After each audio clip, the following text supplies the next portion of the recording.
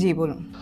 আজকে আপনাকে অন্য দিনের চেয়ে বেশি সুন্দর দেখাচ্ছে, কিন্তু ম্যাডাম ওই লিপস্টিকের কালারটা একটু হালকা হলে ভালো হতো। ইনফ্যাক্ট আপনার লিপস্টিক দেওয়ারই দরকার নেই। আপনি হচ্ছেন পক্ক বিম্বাধরষ্ঠী। আমার কথা না, কালিদাসের কথা।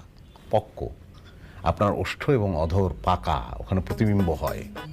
আর আপনার চোখ, আপনার চোখের কথা কি বলবো, কি টানা টানা, কি মায়া মায়া, একদম দেশি বাছুরের মতন। জি ম্যাডাম। আপনার হাসি, ম্যাডাম যদি আপনি খুব কম হাসেন, কিন্তু আপনি যখন হাসেন তখন আমার একটা গানের কথা মনে পড়ে যায়।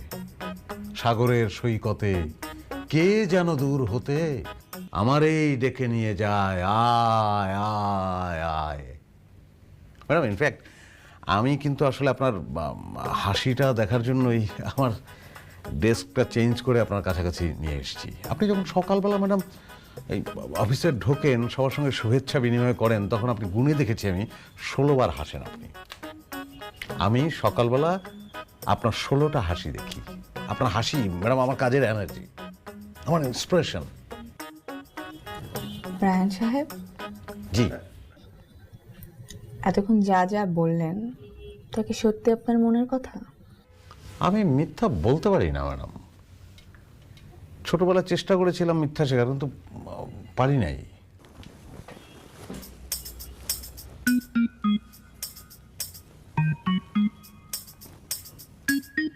আসলে হয়েছে কি জানেন রায়হান সাহেব, না।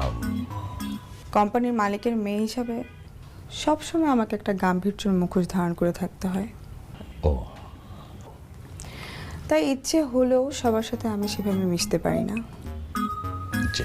কিন্তু আমারও ইচ্ছা করে কেউ আমার রূপের প্রশংসা করুক, আমাকে ভালোবাসুক।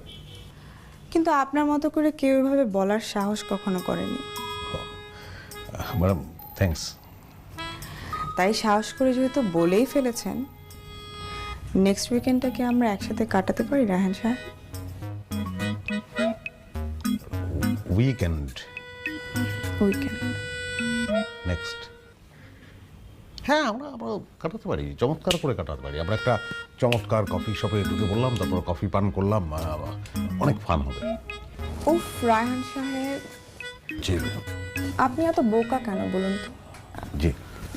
আমি বলছি নেক্সট উইকেন্ডটা আপনি আর আমি ঢাকার বাইরে দূরে কোথাও কিছু কোয়ালিটি টাইম স্পেন্ড করব, যেখানে আমাদেরকে কেউ বিরক্ত করবে না। And there will be no limits for fun. আমার একটা বাচ্চা আছে, সরি, আমার একটা ওয়াইফ আমার একটা স্ত্রী আছে।